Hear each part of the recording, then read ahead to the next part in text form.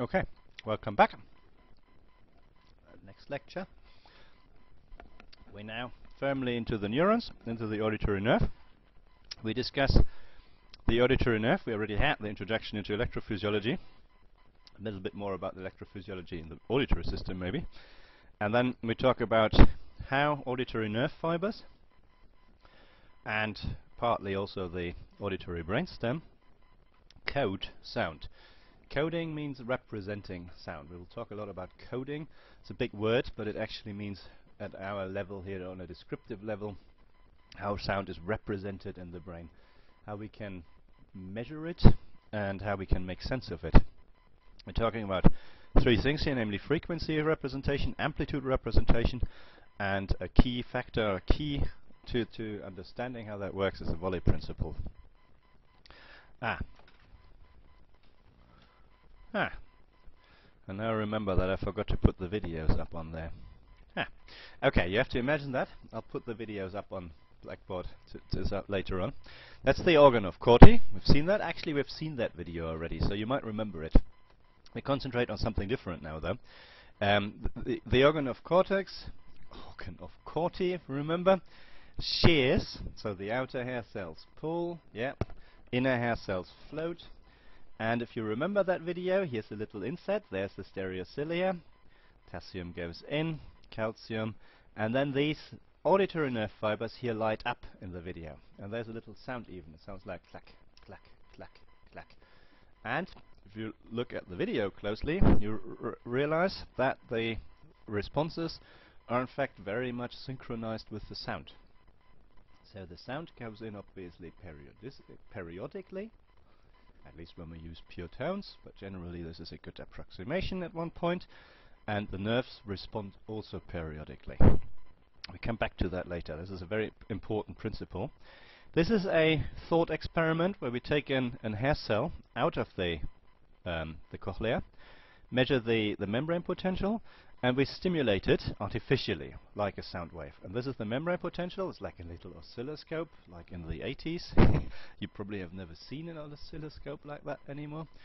And what is measured is how the membrane potential changes. And this is the inner hair cell, so it is not firing spikes. It's not actually generating membrane potentials.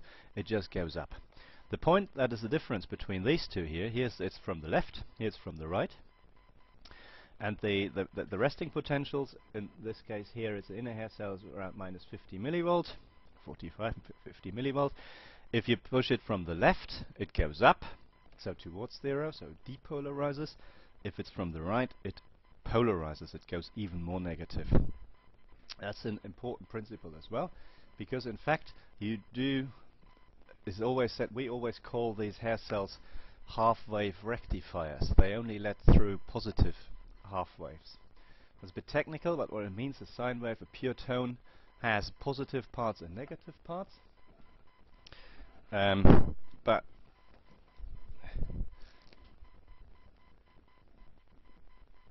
this goes in.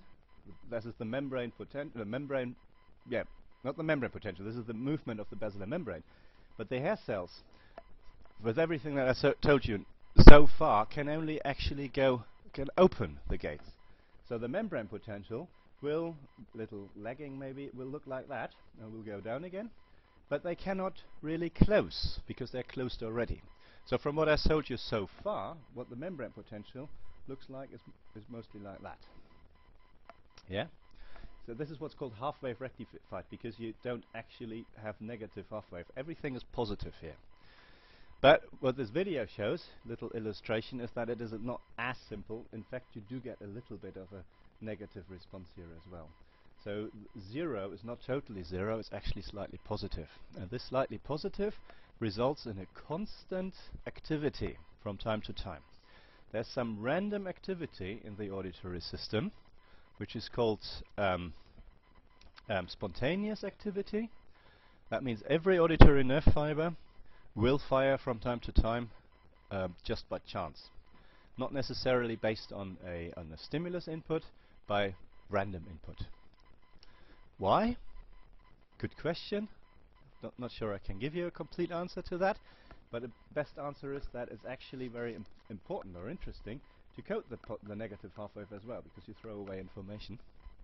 It also means that you shift the working points upwards effectively. So you can coat the positive half wave, but also a little bit of the negative half wave. So you basically you shift it all a bit upwards, and then you have a more complete representation of the waveform in there. So 0, this is not actually 0, this is 0 for the wave, but for the hair cell, or for the membrane, or for the action potential, this is a little bit positive. Sorry. Why is? Yeah. Yeah. Why is it happening? That's exactly what I'm trying to make a case for. That it is important also to record negative waves, negative pressure. You get a better representation of the wave if you coat both the positive and the negative one. Apparently. I'm not quite sure that is 100% the answer, and in fact nobody really knows. Another answer is that it's just a consequence of the high sensitivity of the auditory nerve fibers. They're so sensitive, in fact, that they always work at very, very, very much at threshold, so a tiny little bit of fluctuation brings them above threshold and they will fire. But tiny little bit of threshold variations you get by chance, because this is a noisy system. And in fact, it's not quite as simple, but if you go into a very quiet room, and into the anechoic chambers here, you hear a lot. And most of what you hear, when you stay there for 10 minutes, you hear your own ears. They actually generate what we had about the autoacoustic emissions. They generate these kinds of sounds. But there's all sorts of sounds going on in a quiet environment. Partly this is blood flow through your ears, but you can, yes, there's also this spontaneous activity going on. Okay, enough about that. Just a very quick update on the history of research. Galambos Davis in 1943 started to investigate the electrode placements within single nerve fibers. So they discovered that the auditory nerve fibers actually fire action potentials. They recorded an increase in rate of firing to tonal and click stimuli. So that was a breakthrough, because before that nobody really had a clue how the sound wave, the pressure waves, are represented in the brain. I mean, there's a lot of development going on in the last 100 years, because I think it's not too far a stretch to say that 100 years ago, 1912, nobody had a clue what the brain was actually about. I mean, they weren't too far away from the Greeks, who thought that the brain was cooling the blood system down because it has such a big surface. They were a little bit more advanced, but honestly everything important has happened in the last 50, 60 years, which is not a long time. And they recorded, they played sound, obviously, and recorded that the firing rate went up. The important names here: Tasaki, Qiang. Qiang was still active for a long, long time, related to the Bekeshi work on the mechanical tuning of the basilar membrane. Lieberman invented a new technique called horseradish peroxidase that we will talk about, discover later on, because that tells us that is the basic technique to actually find out about the connections. Where do these things actually project to in the brain? And all this work has been carried out mostly in type 1 auditory nerve fibers, innervating the inner hair cells. And I use the word type 1 hair cells here without defining them. That's what I'm going to do in a second. Okay, here I will, in fact. So, that's schematic. 3 rows of outer hair cells, 1 row of inner hair cells. This goes to the base, this goes to the apex, looking at the basilar membrane from the top, obviously. Well, we're not caring about the basilar membrane anymore, we know all about it.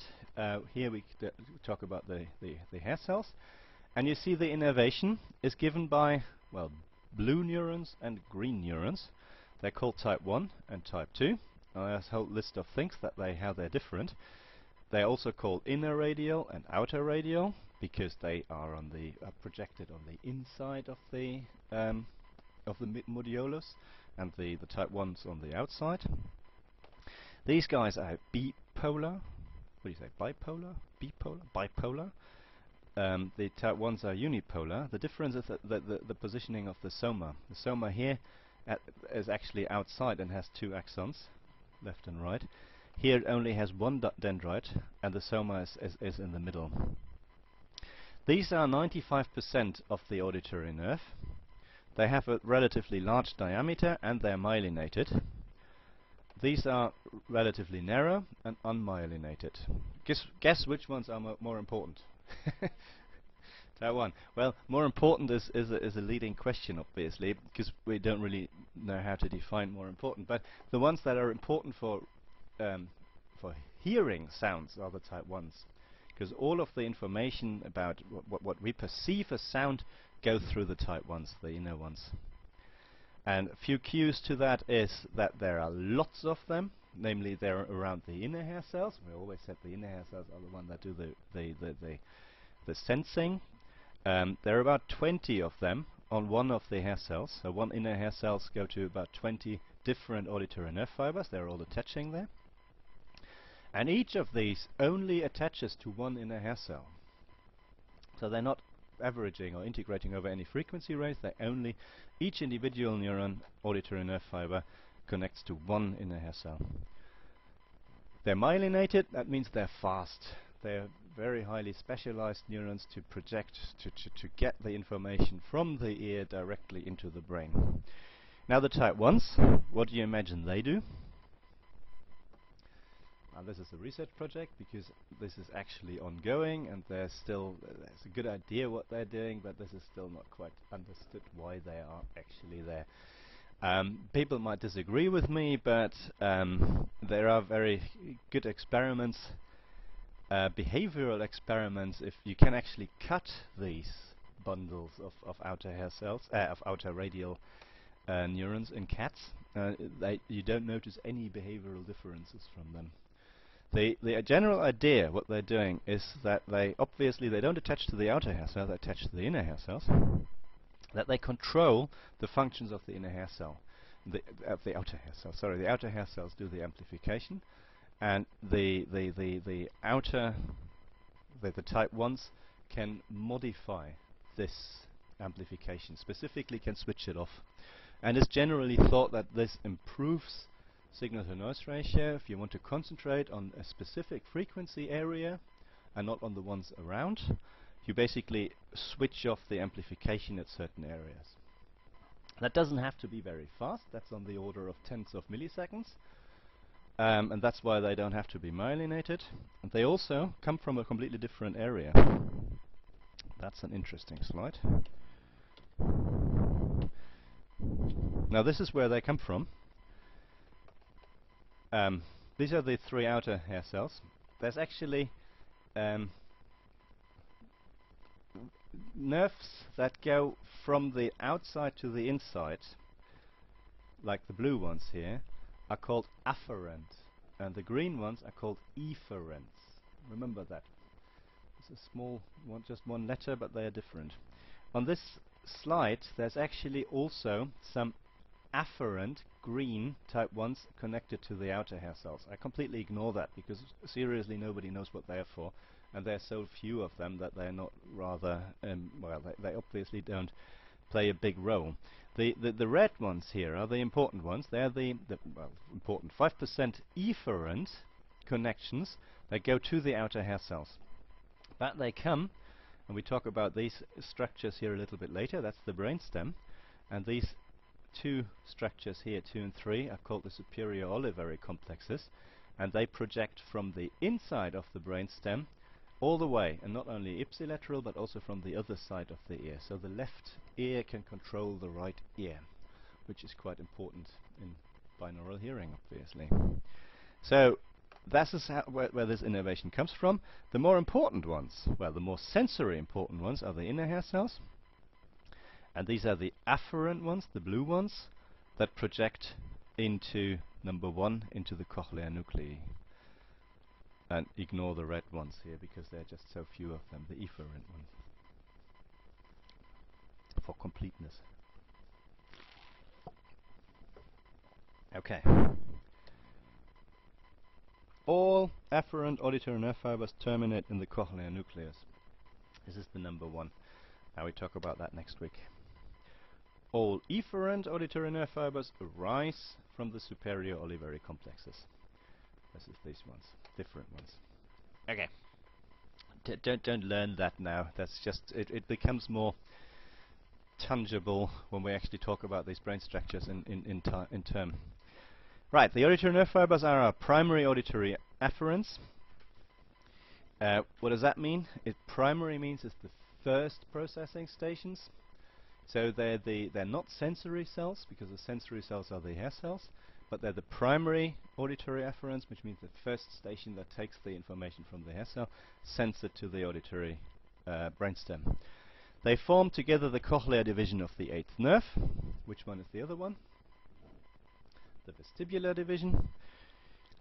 They form together the spiral ganglion. The cell bodies form the spiral ganglion within the modiolus in the Rosenthal's canal, and I should have a figure here, but you go back to the first lecture, you can see the modiolus there, and the spiral ganglion. They all terminate in the cochlear nucleus in the brainstem, and they only terminate ipsilaterally. What the cochlear nucleus is, we'll find out. And we have about 30,000 in each ear. Yeah, that number comes, well, plus minus, maybe a few more, a few less. But what's so striking about this number? Because it's so large? Is that a large number? It's a tiny number in biological processes. How many visual nerve fibers do we have from the retina to the brain? About 1,000 times, 30 million easily. So we've got thousands of times more information from our eyes than from our ears. Is that acceptable, or should I switch it off again? I don't know why it switched itself on. Shush. And the reason is that it doesn't have to be more. Why not? Because that is sufficient. Because the auditory signal, the sound signal, is just a one-dimensional pressure signal. It hasn't got the two dimensions of the eye. It hasn't got the different colors as well. So it's just the visual system is multidimensional. Needs a lot more processing. The auditory system needs a lot of processing, obviously, but it is in itself just a pressure wave over time. And in the cochlea, as you know, we split it into frequency channels, into auditory filters. How many auditory filters do we have, roughly?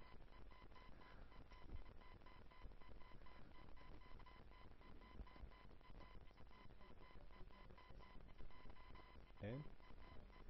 24, something like that. So less than 30. So around double figures, but we're not talking thousands, we're talking tens of filters. And we're talking thousands of nerve fibers, no, thousands of hair cells and 10,000s of nerve fibers. But that increases that number, because by the time we're on the auditory cortex, we have billions of cells. Okay, so now let's do a schematic experiment. We actually record from a auditory nerve fiber over time. So these are spikes, and you can listen to them. They would sound like click, click, click, click over time. And if there is no stimulus on, we would still record some of these spikes. That's what's called a spontaneous activity. Each of these nerve fibers fires from time to time. There is no information in there. This is just noise. But our brain is highly tuned to actually ignore that noise. But there is something there. That's what I go. Go to the soundproof chamber and listen. There's a lot of stuff that's not. Actually, I don't really know if that is completely spontaneous. It might well be triggered by heartbeat or by breathing or by chewing or whatever there is going on. It's not a completely quiet system. Okay, if we put a stimulus in there, and I always present a stimulus like that, a line, usually something like 50 milliseconds, starts here, sounds like, so it's a short tone burst of one frequency usually. And if we do that at a less intense, let's say 20, 30 decibels, so not very loud, you get a few more spikes there. And if you have a loud stimulus, you get a lot of spikes there. Okay, so this is very equivalent to increasing the internal membrane potential, but we now have the whole of the cochlea and the auditory filter and the hair cells, and all of that is all doing that for us. So we have a nice translation from a analog sound, if you like, into a digital signal. Brilliant. Ah, here we have the actual structure where it all ends, namely the auditory brainstem, the main part of which is called the cochlear nucleus. This is the cochlear nucleus of a guinea pig, our favorite experimental animal. It's a structure which is about half a centimeter in diameter, and it's filled with a few 100,000 cells. And it's basically, we always have a kind of way of calling these things in three-letter abbreviations of 4, which is VCN and DCN, the ventral and the dorsal cochlear nucleus. I'll talk about that, I think, later, what that actually means. It basically gives you the orientation within in the head. Ventral is more frontal, dorsal is more on top. And in the VCN, that's the area where all of our auditory nerve fibers now end. And if we do a little bit of microscopic, actually just light microscopes, we see that there are different kind of cells in there. They're a little bit abbreviated here, and I don't expect you to remember all of these different cell types and stuff what I'm talking about, but I want to give you an impression of what kind of different functions there are and why that happens. There are the cell types that we are very familiar with. They're called the multipolar cells, the globular bushy cells, spherical cells, and octopus cells. This is where they sit, so they're completely different cell types. And what does cell type mean? It means they look different under a microscope, and the one thing where they differ usually is the number of synapses that they have. They are doing the same thing, but the number of synapses sort of determines their structure, their three-dimensional structure. And if we do a little experiment, we stick an electrode into this area, and we record something over time with a tone burst. It looks pretty much like that. This is actually from a real experiment. These are the action potentials. We record extracellularly now. That's what we always do. We stick an electrode in there and record something which is close by, but we don't actually penetrate the neuron itself, so we don't destroy it. So we can do that experiment for 20, 30 minutes easily, sometimes for an hour. Then the animal moves, and we lost it. This is what the recording would look like over time. Usually this is 50 millisecond tone burst, something like, which is something at a frequency that the neuron likes, and we do that 250 times, so it takes about 2 minutes. And you see that every dot now is just abbreviated one action potential. And you see that always after 0, there's a little break, then there's a sort of an activity, and then it stops here. So what is a good way to look at that, to summarize that information? We do a histogram. We make a histogram over time, and as over time here, we just sum up and divide it by the time that we measured, which gives us the spikes per second. Yeah, so at the beginning we've got more spikes per second, and then it decreases. That's what's called the Peri-stimulus time histogram, PSTH. And you will read, if you read any kind of literature on auditory processing, you will read the term PSTH quite often. This is where it comes from. It's a histogram of the responses to usually just a short tone burst, sometimes more complex stimuli. Time histogram. Histogram is just binning it in different bins over time. Peri-stimulus means during stimulus. That's ridiculous. It used to be post-stimulus because people recorded it and then they did it in the computers. When their computers were very slow, that's why it was called post-stimulus time histogram. Nowadays we do that during the experiment, so it's called a peri-histogram, but it's a bit more historic. But the PSTH seems to be so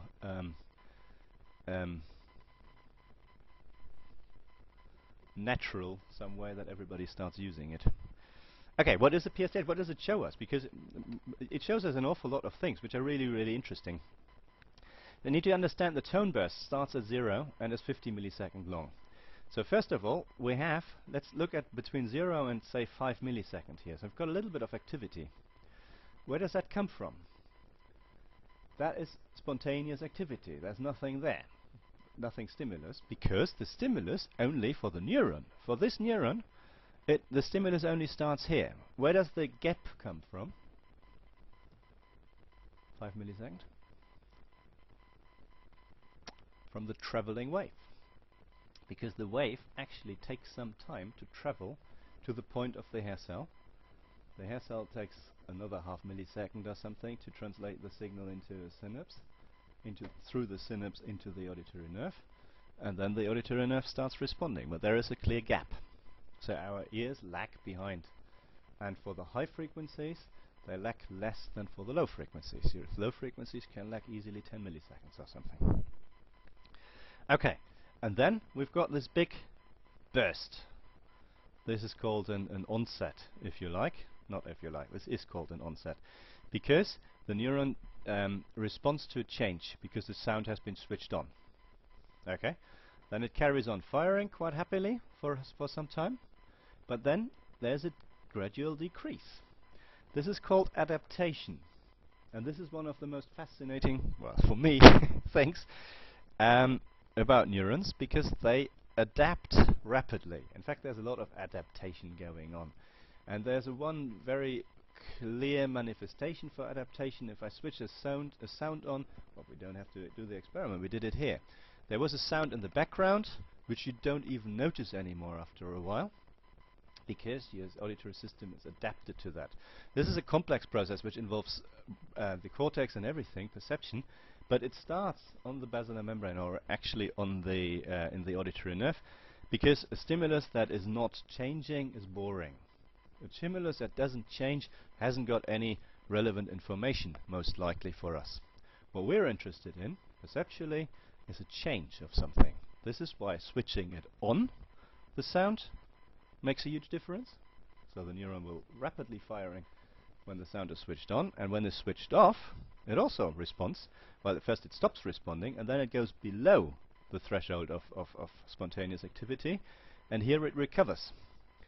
So there's first a positive adaptation going on, and then a negative adaptation. But it's a very good way of thinking of these things dynamically, in the sense of the neuron does something with the sound, but it also does something with the change of the sound, namely switching it on or switching it off. Okay. I thought I have a different okay. Now what do we do with level? We so far only talked about a sound being switched on or off. Now let's change the amplitude of the sound. And here is this 50 millisecond tone burst. I haven't got numbers on here. This is about 20, 30, 40, 50, 60 decibel, something like that. You see that if we just count the number of spikes at each amplitude, here we have the spontaneous activity. Without doing anything, without the neuron sensing the sound, it will fire about 10 times a second. Yeah, so it's 10 times a second is not little. It's like tuck, tuck, tuck, tuck, tuck, tuck, tuck. You can count that. Then at somewhere here, maybe 25 decibel, you would call it a threshold. It's actually not trivial to define a threshold, because it needs to involve something of the variance around there. But there you would definitely say it goes up, the spike rate, with the level. Goes up, goes up, goes up, goes up to 50 or something, and then it stays constant. In this case it even goes down a little bit. That's highly non-linear, but let's assume for the time being it just stays the same. So we've got three concepts here, namely, first of all, up to the threshold nothing happens, spontaneous activity. Then it grows more or less linearly with amplitude, and at some point it stops growing. Why does it stop growing? Interesting thought, but no. It's saturated. It can't go any faster, usually, because of the refractory periods. Adaptation, the time has been taken out of this. This has been 50 millisecond tone burst, and it would make a difference if you look at the onset here, or at the adapted stage. But this is a higher question, which I'm not going into. But the general answer, the more important answer, is that the neuron just can't fire any faster than that. Would be too energy efficient or too energy inefficient to make the neuron fire even faster. Okay. Now, two different, another concept here. If we measure these fibers, and this is an interesting, important measurement here, done by Chiang actually in the 70s. Each of these triangles is one nerve fiber. Okay, and he plotted, how many are they? Something like 100 of these And you recorded 100 different ones at completely different frequencies, but always with a 50 millisecond tone burst, and recorded the spontaneous rate. So actually, sorry, it didn't record it with the tone burst. It just recorded the spontaneous rate, number of spikes per second. And he found two very clear distinctive areas. He actually calls it three, but this is scientists for you. I would call that two, make it clearer. Namely the ones with the low spontaneous rate, so smaller than 10, say, and the ones with a high spontaneous rate, so something above 30 to 100 spikes per second. And he plotted it on a different axis, namely the threshold of the neuron. This is the threshold where the neuron starts to respond. Yeah. So if we go, you can measure it in here by eye. You would say the threshold is somewhere between 20 and 30, and the spont rate would be here about 10. So let's see what kind of neuron that is. Spont rate 10, threshold about 20. Would sit somewhere up here. Okay. Okay. So, but this is kind of an average neuron. So many neurons have a higher threshold, quite a high threshold. But if they have a high threshold, they have a low spontaneous rate. And some neurons have a very high spontaneous rate, but then they have a very low threshold. So obviously these two things are perpendicular, if you like. They are affecting each other. And we've got about 70% of the high spont rate. We've got about 30% of low spont rate. And they do two different things, we believe. These are the high spont rate, these are the low spont rate. They do two different things.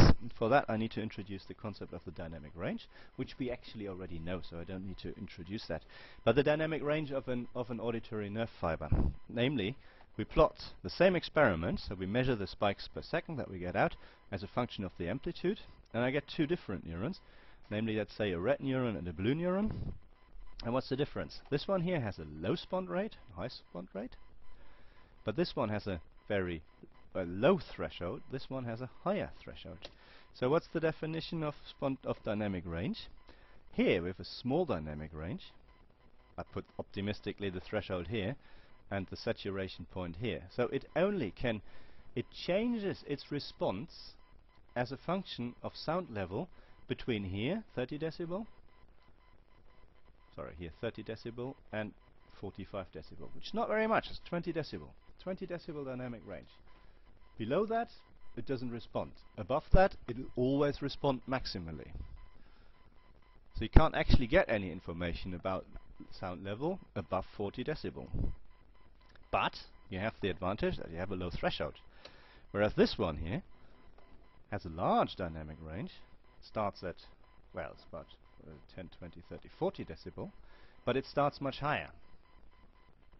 So these are the two extremes, if you like. You've got something in the middle, but in the two extremes you either have something that responds at very low sound levels, but then you haven't got much dynamic range, so you can't code amplitude with it, or you have something which responds at large amplitudes, but then you've got a nice way of coding the amplitude with it. So which one is useful for what? Sorry, say again. Yes, why is it useful to have these two?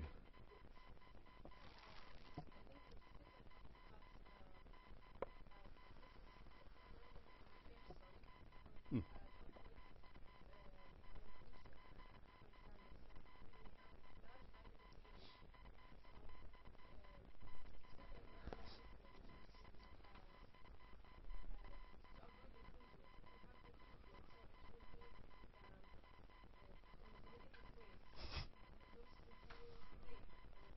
Mm-hmm.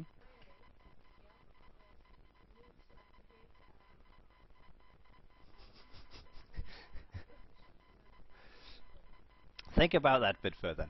I give you the quick answer.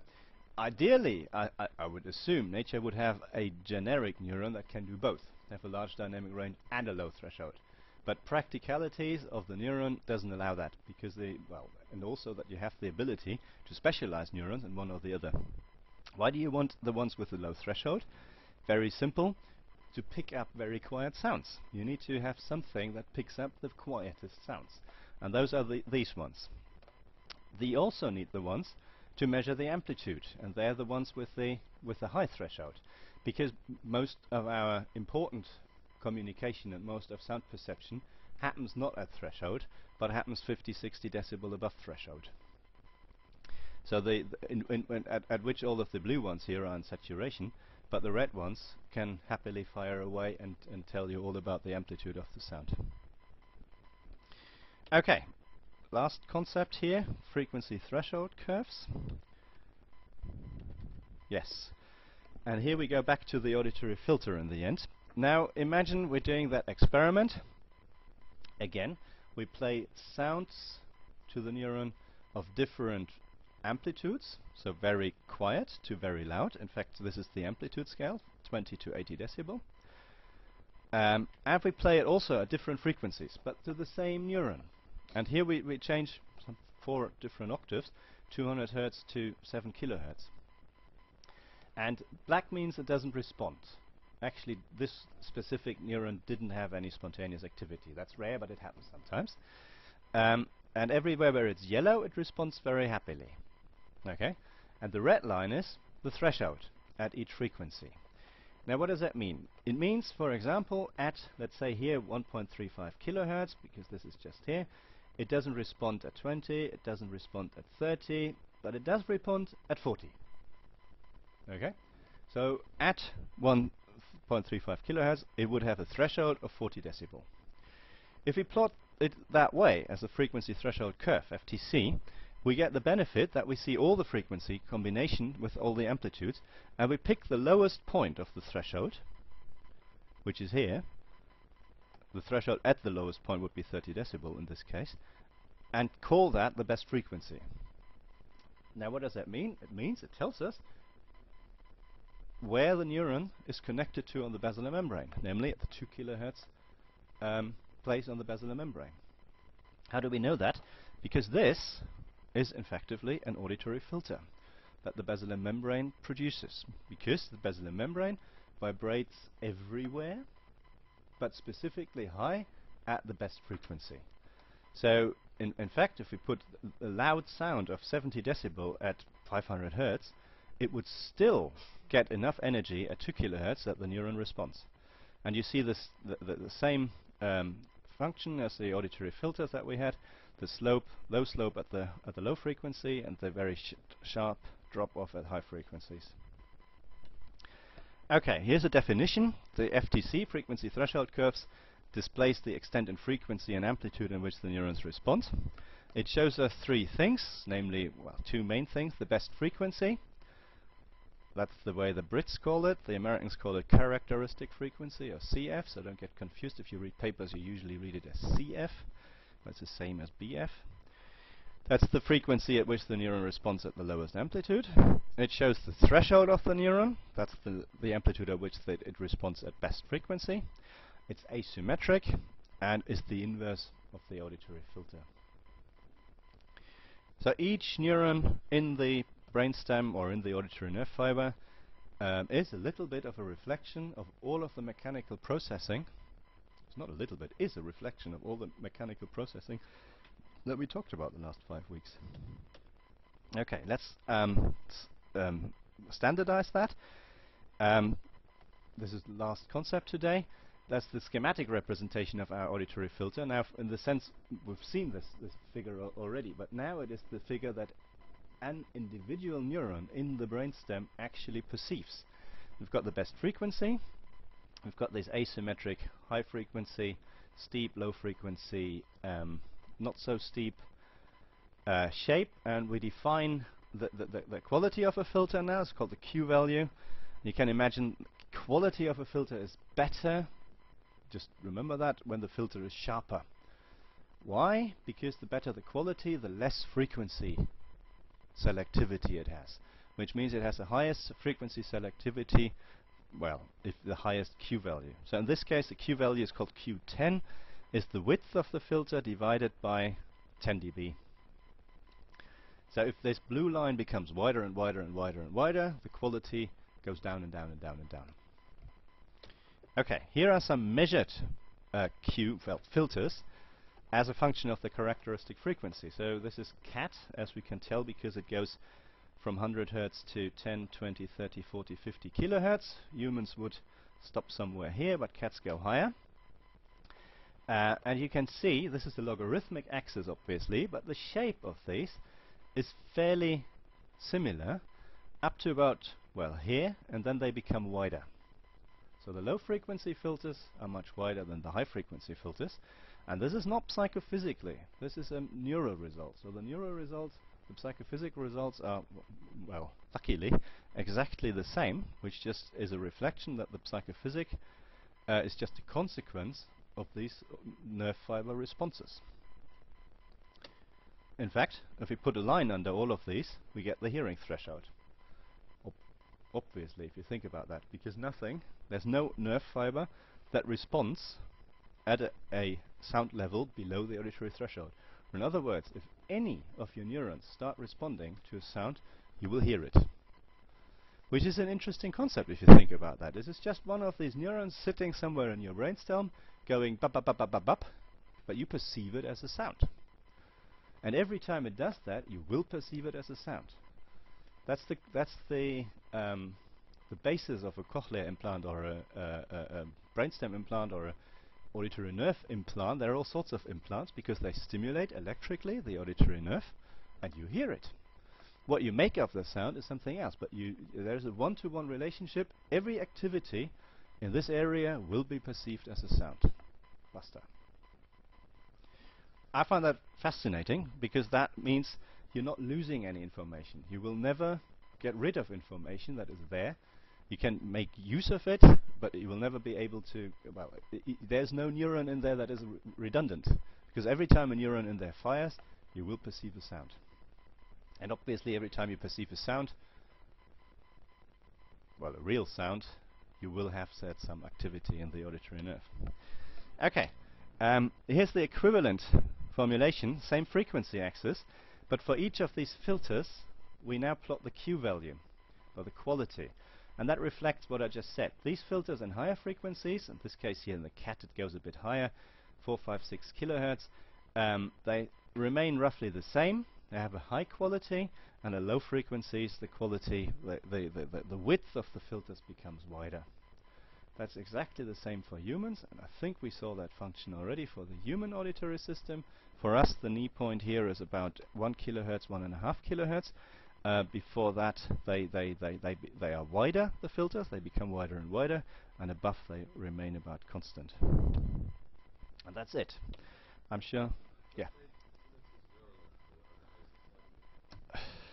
How much time do you have? There is a manifestation of tinnitus which is generated in the cochlea. It's called also an objective tinnitus very often, because if it is generated in the cochlea, you can pick it up with the otoacoustic emissions usually. But that's rare. Most tinnitusi, whatever you call the plural of it, are not generated by the cochlea, but are centrally generated, and are in fact, which is the current standard understanding of it, an absence of activity from the cochlea. And here the spontaneous activity comes in again. It's an interesting key point. If you haven't got any spontaneous activity, it seems that the auditory system tries to make up for it and produces its own activity to make up for the missing spontaneous activity, and that you start perceiving as a sound. As I said, every activity that is there is perceived as a sound, and it could well be that this random activity is extremely useful, necessary to suppress all sorts of things, because usually you don't hear anything. But if you have a real cochlear hearing loss, where auditory nerve fibers are dead or certainly reduced, you don't produce the random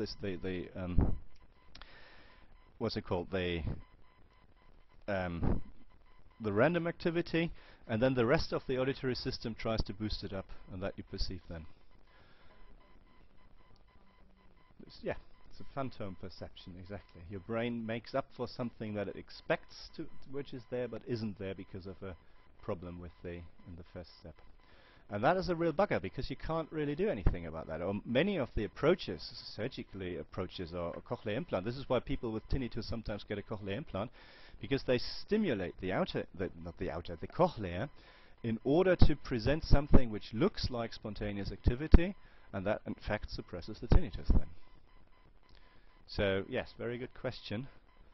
But it's not generated, take that home, tinnitus is not generated in the auditory nerve. It's in fact the absence of activity in the auditory nerve. Any more questions? Otherwise, I see you Friday.